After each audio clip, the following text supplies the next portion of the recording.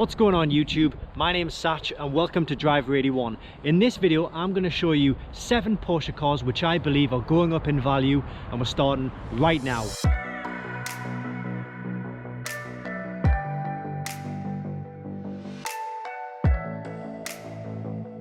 So if you're interested in Porsche cars and you want to see more Porsche orientated content, please consider clicking that subscribe button and clicking the bell so you don't miss a single thing. Now, everything I say in this video is obviously my own opinion.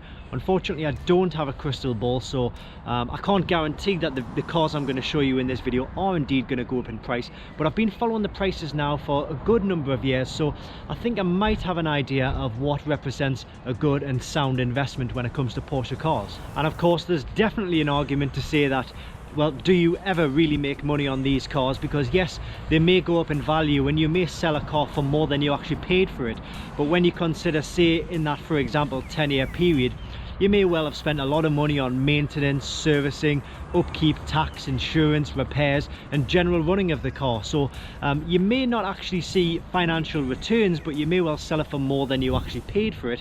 But of course, we'd all rather see the price of the cars go up rather than go down. So let's get into the 911 and talk about some cars.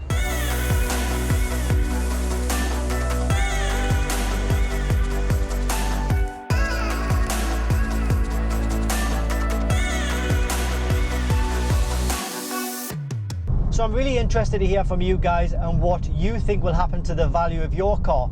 So if you can, please put a comment in the box below telling us what car you have, how much you paid for it, and where you think the price will be on that car in 5 years time. And we're going to start from car number 7 down to car number 1. So stick around to see if your car is covered in the list. So car number 7 on the list is the Porsche 911, 996 Carrera 2 and Carrera 4.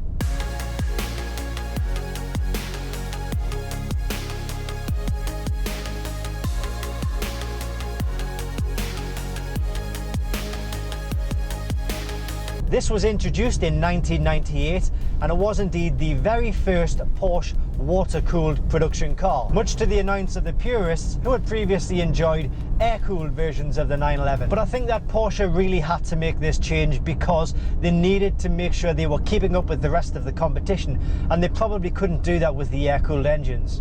Now the 996 is a little bit of an oddball. It has the fried egg style headlights, and people generally say that this is the ugly 911. Well, that's not a sentiment that I share at all. I actually quite like these fried egg style headlights. It's a unique car. Prices have started to hit their bottom end, and that for me is a perfect storm for prices to start heading northward on these cars. If buying one of these cars, make sure you budget a little bit of money aside to make sure the IMS problem has been sorted, or indeed buy one where it's already been sorted. The suspension on these cars could also do with a bit of refresh, and that will make the car a lot more responsive and make it a really good experience. Prices in the UK for a bottom end Tiptronic car probably from about £10,000, but personally I'd spend a few £1,000s more. As I say, make sure the IMS is done or budget. Probably spend about £13,000 to £14,000 for one of these cars. The two main things to look out for are bore scoring and the IMS. Okay, next up on the list is the Porsche Boxster 986.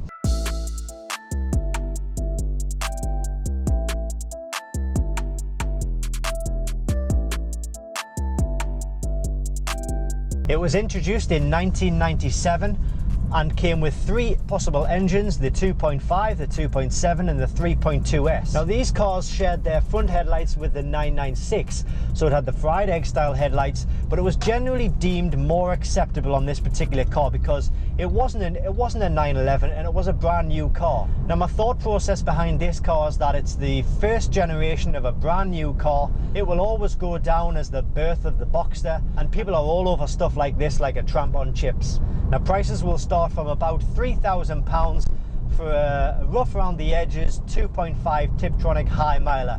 Expect to pay about £5,000 for a tatty 3.2S. Now I'd really consider sidestepping the really cheap models. You know, they say there's no such thing as a cheap Porsche, and if you buy cheap, you're most likely going to have to spend money to put something right, and pretty quickly. Now just like the 996, the 986 also has the IMS issue, so if you are looking to buy, make sure you put a bit of money aside and budget for the repair work, or spend a little bit more money on a car that's already had the IMS upgrade done. Great cars which can be used all year round for summer and winter sun. Okay, the next car on the list is the Carrera GT.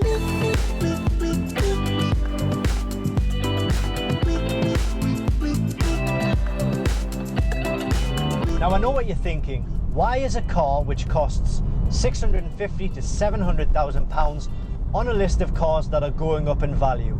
Well, let me explain. There's a very good reason. I think we can all agree, and there's no denying, that the Carrera GT is a supercar. And when you look at supercars, when you're looking to buy one, you need to look at its competition. In this case, I would say it has 2, maybe 3 competitors. You look at the Ferrari Enzo, which you'd have to fork out about 1.9 million pounds for. You've got the Pagani Huayra. Is it the Huayra or Huayra? Probably spend about 1.6 million pounds.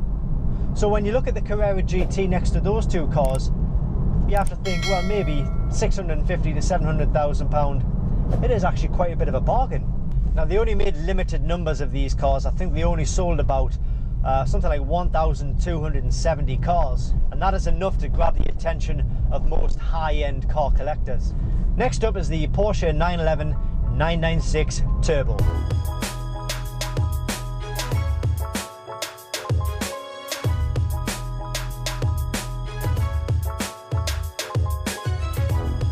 And this car for me is one of the most overrated and overlooked 911s in the modern era. Now, the 996 has a very appealing wide body. It has different styling. It has updated facelift front headlights. It's got different front bumpers. It produces 414 brake horsepower and has a 0 to 60 time of 4.2 seconds, which is still good in today's money. And the price of these cars in 2019 continues to astound me.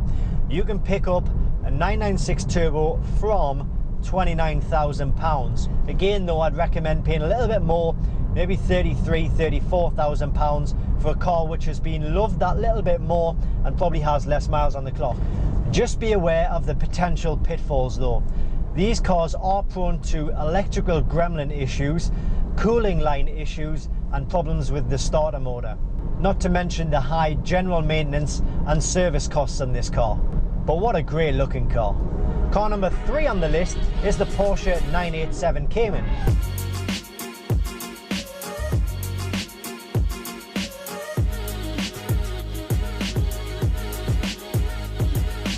Now, I'll put this car on the list simply because I own one. No, I'm just kidding. I'll put this car on the list because, as with the 986 Boxster, it's a first car of its generation. So the 997.1 is the first mid-engine coupe road-going car that Porsche ever produced. And you know what? They sold like hotcakes. They have such a high enthusiast following and such a high owners group for these cars that I predict really good things for these cars. Now, the 987.1 cars were originally reduced with a base model 2.7 engine, and then later with the more desirable and more powerful 3.2 S engine, which is the car that I have. The facelift models came with a 2.9 base model and a 3.2 S again. They do say though that the 2.9 base model in the 987.2 is the sweet spot of the range. Now, price wise, you can pick these up from £9,000. I paid £10,000 for my Cayman S, and yes, I took a bit of a chance, so please do your own checks. My Cayman S though, so far so good. And it is true that the car is a little rough around the edges. You know, it has a few dents and a few scratches here and there. I'll be covering that in more detail in a different video. But mechanically, the car is sound. Now, I do think it will be a number of years before the prices on this car start heading northwards. But why not jump in now when the prices are extremely reasonable? I'd probably recommend, if you're looking for a 987.1 Cayman S, probably pay about £12,000 to £13,000. Now, things to look out for on these cars, as previously mentioned in the other vehicles, IMS issues and bore scoring issues do occur on the earlier models. Okay, so car number 2 on the list is the Porsche 996 GT3.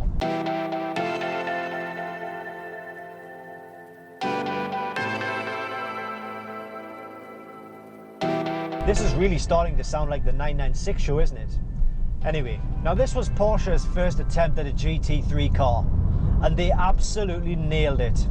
If you've ever driven a Porsche 996 GT3, you will understand what a raw, visceral, industrial experience that it actually feels like to drive one of these cars. You can feel absolutely everything that's going on underneath the skin of this car. And for me, the 996 GT3.2 is the best looking 996 on offer. Now, performance wise, it has 381 brake horsepower, and the 0 to 60 time is about 4.5 seconds, which, to be honest with you, isn't quite as impressive as the 996 Turbo. However, the experience that is on offer while getting to those speeds and while getting to those numbers is a completely different experience. And I suppose you have to drive one of these cars to actually understand what I'm talking about. Now, in the UK, prices are currently sitting at about the £65,000 to £70,000 mark. And I do see these cars sitting at that price for a couple of years more before they start increasing in value. And there's a reason for that, because the 997 cars, the 997 GT3, you can pick up for around about £80,000 in the UK. So you've really got to start asking the question, why would somebody go and buy a 996 GT3 when they can pay £10,000 more, which is not a great deal for the next generation 997, which a lot of people do see as a better car. It's all down to personal preference. But I think we need to see a shift in the prices of the 997 GT3 before we see a shift in the 996 GT3 prices. And I do think it'll happen, but maybe give it a couple of years. And finally, we've come to car number 1 on the list. I want to thank you if you've stuck with me through the video so far, and if you're not a subscriber, please consider clicking that subscribe button if you want to see more Porsche orientated content. Now, you might actually be a little bit disappointed in car number 1 because it's a car that hasn't even been released yet. It's a car that nobody knows anything about. It's a car that nobody's even seen a picture of. Nobody knows how much it's going to cost. Yet customers have already been placing deposits on this car. It is, of course, the 992 GT3. You could also couple the 992 GT3 RS into this mix.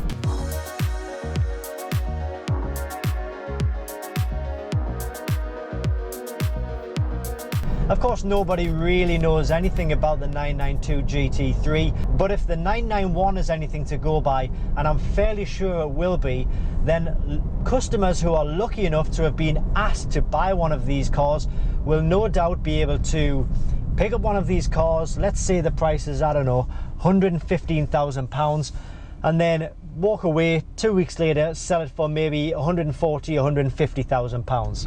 It's exactly what happened with the 991 GT3 and GT3 RS. It's still happening now. The GT2 RS is no exception as well. Supposedly Porsche are supposed to have a good understanding of the type of customer that they're going to be selling these cars to, and making sure that they're not going to be just buying them just so they can flip one to make an extra £30,000 or £40,000. I'm not exactly sure how Porsche go about that, but I do believe there is some sort of system in place. But no matter what system they have, it's always going to happen. Whether somebody sells the car for a genuine reason or not, they may well still be able to make a lot of money on that.